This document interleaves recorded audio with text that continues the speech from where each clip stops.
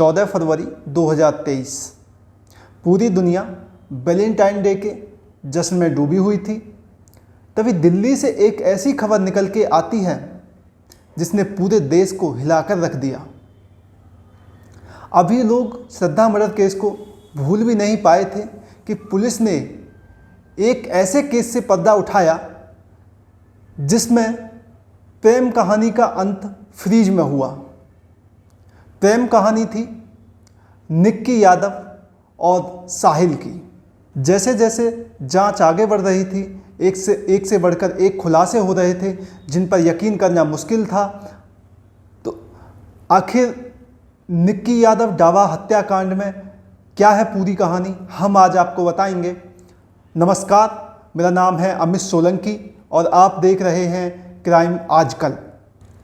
हत्या की वजह क्या थी, हत्या के बाद साहिल ने क्या किया, पुलिस जांच में क्या खुलासे हुए, आज हम आपको इस वीडियो में बताएंगे। निक्की यादव हरियाणा के झज्जर की रहने वाली थी।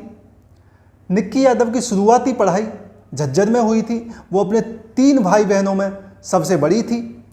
अपनी 12वीं तक की पढ़ाई ख़त्म करने के बाद वो दिल्ली आ जाती है और दिल्ली के उत्तम नगर में मेडिकल एंट्रेंस एग्ज़ाम के लिए वो प्रिपरेशन करने लगती है। उत्तम नगर के एक नामी कोचिंग सेंटर में वो अपना एडमिशन करा लेती है। अब उसका डेली आना जाना था, वो एक ही बस से डेली आया जाया करती थी। जिस समय वो आया जाया करती थी उसी बस में साहिल नाम का लड़का भी डेली आया जाया करता था। साहिल एसएससी एग्ज़ाम की तैयारी कर रहा होता है। साहिल भी उत्तम नगर में ही किसी कोचिंग सेंटर में तैयारी कर रहा था। पहले साहिल और निक्की यादव के आंखें मिलती हैं। धीरे धीरे उन दोनों के दिल मिलने लगते हैं। जैसे जैसे दोनों के दिल मिलते हैं उनका प्यार परवान चढ़ता है। दोनों लव इन रिलेशनशिप में रहने लगते हैं। परंतु दूसरी कहानी ये भी है कि निक्की के पिता कहते हैं कि वो लव इन रिलेशनशिप में नहीं रहती थी। वो अपनी छोटी बहन के साथ एक मकान लेकर किराए पर रहती थी। हम इस बात की कोई पुष्टि नहीं करते हैं कि वो लव इन रिलेशनशिप में रहती थी या नहीं रहती थी, वो अलग कहानी है। परंतु अब उसी टाइम कोविड 2020 में कोविड आ जाता है। निक्की और साहिल दोनों अपने अपने गांव चले जाते हैं, अपने अपने घर में रह रहे होते हैं। फिर कुछ टाइम बाद जैसे लॉकडाउन खुलता है तो वो वापस दिल्ली आ जाते हैं और साथ रहने लगते हैं। अब दोनों ने एग्ज़ाम दिया। एग्ज़ाम में दोनों का प्यार तो पास हुआ, परंतु एग्ज़ाम में दोनों फेल हो गए। ना ही तो साहिल एसएससी के एग्ज़ाम को क्रैक कर पाता है, ना ही निक्की यादव नीट एग्ज़ाम को क्रैक कर पाती है। तो दोनों ने फिर ग्रेटर नोएडा के गलघोटिया यूनिवर्सिटी में एडमिशन लेने का फ़ैसला किया। अब दोनों ने नोएडा में एडमिशन ले लिया।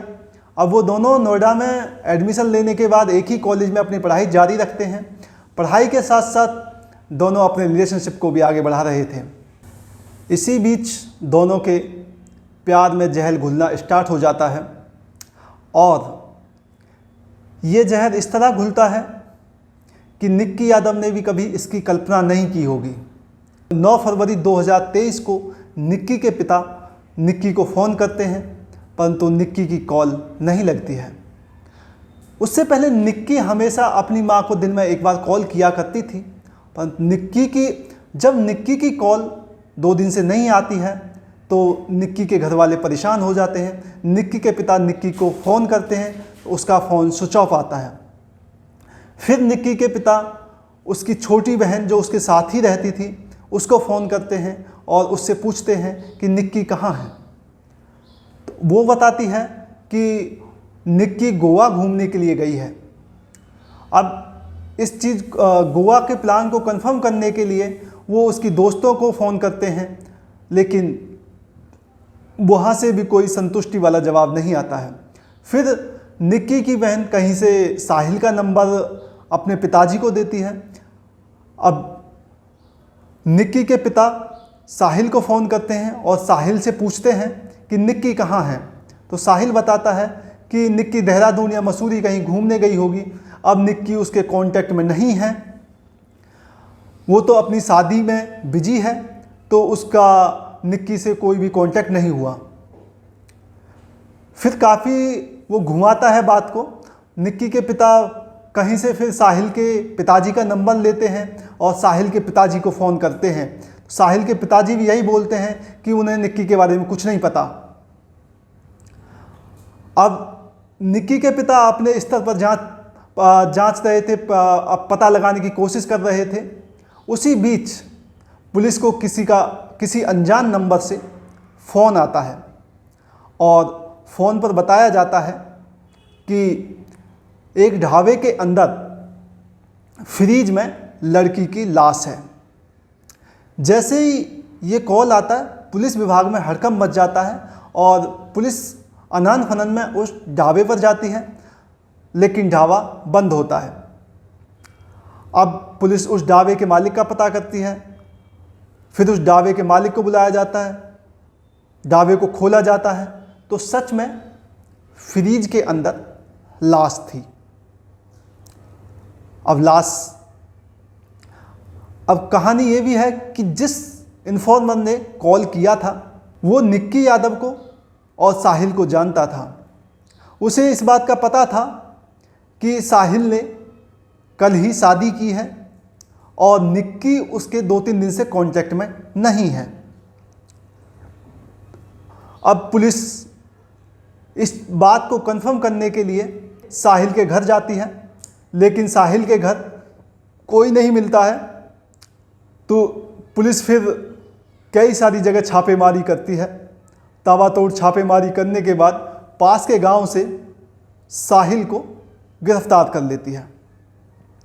जब साहिल को गिरफ्तार कर लिया जाता है तो साहिल पहले पुलिस को घुमाने की कोशिश करता है, लेकिन उसके बाद साहिल पे जब पुलिस प्रेशर बनाती है और तो साहिल टूट जाता है और वो जो खुलासे करता है वो बहुत चौंकाने वाले थे।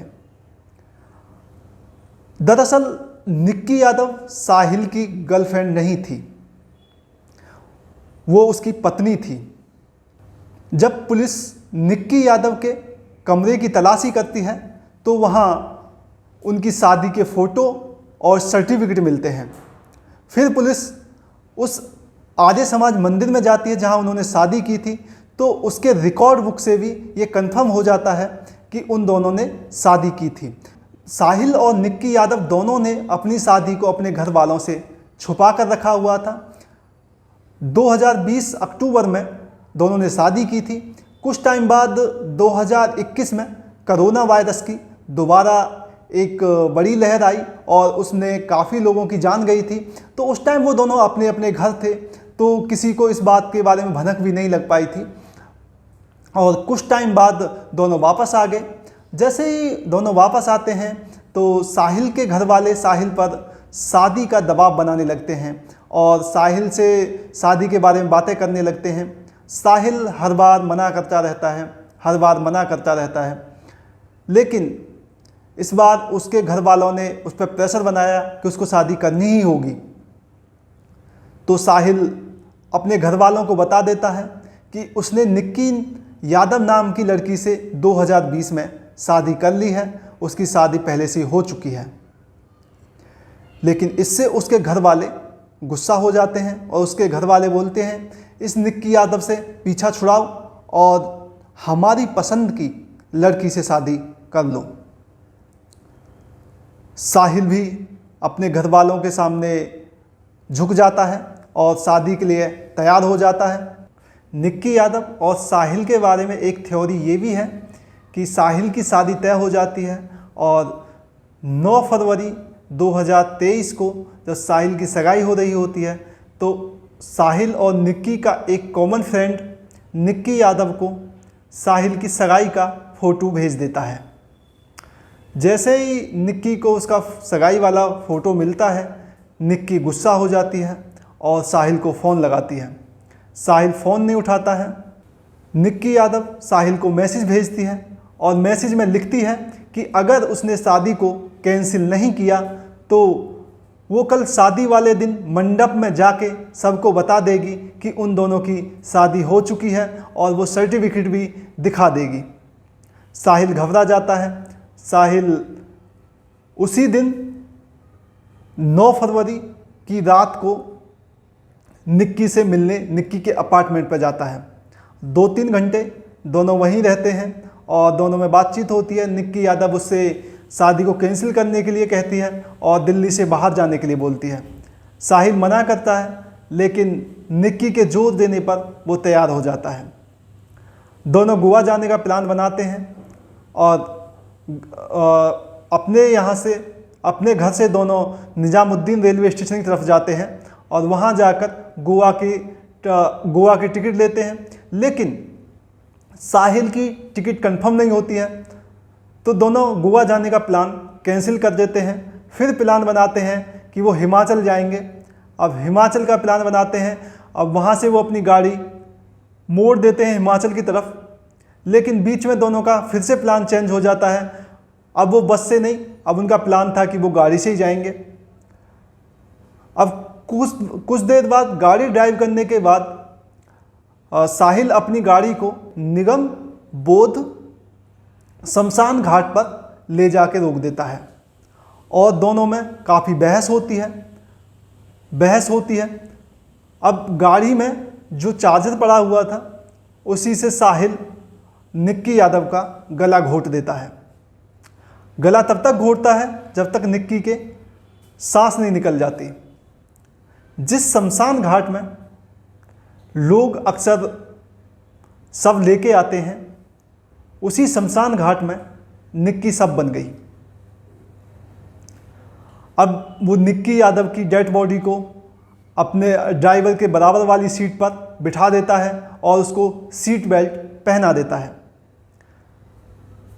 और उसे लेकर चलता है ताकि लोगों को ये लगे कि सामने बैठने वाला सो रहा है। और वो अपनी गाड़ी को वहाँ से लेके आ जाता है और 3-4 घंटे तक दिल्ली में इधर उधर घुमाता रहता है, सोचता रहता है कि लाश को कहाँ ठिकाने लगाए। इधर साहिल के परिवार वाले उसे फ़ोन कर रहे होते हैं, लेकिन वो फ़ोन नहीं उठाता क्योंकि आज उसकी शादी होनी थी। अब घर वाले बार बार फ़ोन कर रहे हैं, उसके पिता बार बार उसे फ़ोन कर रहे हैं, दोस्त बार बार उसे फ़ोन कर रहे हैं, बट वो फ़ोन नहीं उठाता है। इसी बीच साहिल का फ़ोन ऑन होता है। साहिल के पिता का तुरंत फ़ोन आता है, तो साहिल के पिता पूछते हैं कि तुम कहाँ हो। साहिल बताता है कि उसने निक्की यादव का मर्डर कर दिया और वो निक्की की लाश को लेकर दिल्ली में घूम रहा है। तो साहिल के पिता उससे अपने ढाबे की तरफ आने के लिए बोलते हैं। साहिल ढाबे की तरफ गाड़ी को लेकर चला जाता है।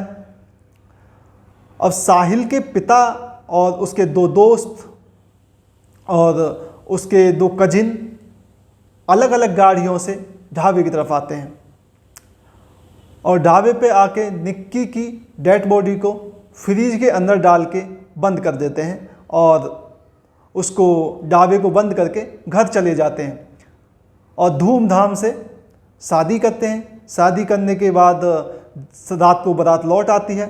साहिल अपनी नई पत्नी को लेकर अपने घर आ जाता है और अपनी नई ज़िंदगी की शुरुआत करने लगता है।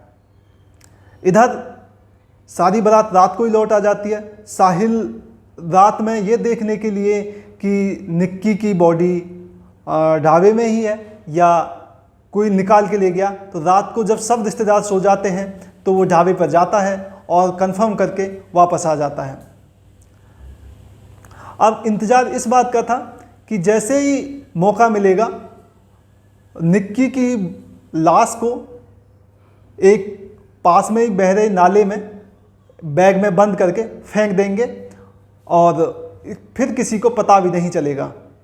लेकिन घर में रिश्तेदार होने की वजह से और बहुत सबका ध्यान साहिल पे होने की वजह से वो उस लाश को तब तक नहीं फेंक पाते हैं और डेड बॉडी फ्रीज में ही होती है। इसी बीच पुलिस को कहीं से भनक लग जाती है और पुलिस मामले का खुलासा कर देती है। ये था एक पुलिस ने जो खुलासा किया, मगर इसके बाद भी ये थ्योरी है कि साहिल के पिता इस प्लान में शामिल थे। साहिल के परिवार से 5 लोग शामिल थे। साहिल के पिता, साहिल के 2 कजिन भाई और 2 दोस्त इस प्लान में शामिल थे। ये प्री प्लान मर्डर था साहिल के पिता पहले भी एक मर्डर केस में जेल जा चुके हैं। साहिल के एक कजिन भाई पर भी लड़की छेड़ने के आरोप में केस दर्ज है और साहिल का एक दूसरा कजिन दिल्ली पुलिस में कांस्टेबल है और साहिल के 2 दोस्त अभी ये 5 पुलिस कस्टडी में हैं और इन सभी ने इस प्लान में अहम भूमिका निभाई थी। ये सारे लोग डेड बॉडी को छिपाने में और साक्ष्य मिटाने में इन्वॉल्व थे। हमारी कहानी आपको कैसी लगी हमें कमेंट बॉक्स में ज़रूर बताएं। हमारा किसी की भावनाओं को ठेस पहुंचाने का कोई इरादा नहीं है, लेकिन हम सिर्फ ये कहना चाहते हैं कि जिस भी रिश्ते में आप जाएं उस पर आंख मूंद के विश्वास नहीं करें। अपनी आंखें कान खुले रखें। रिश्ता कोई भी हो, क्रिमिनल कोई भी हो सकता है। हमारे पास वाला भी क्रिमिनल हो सकता है, हमारे साथ वाला भी क्रिमिनल हो सकता है। तो जागरूक रहें और हर किसी पर आंख मूंद के किसी पर भी विश्वास ना करें।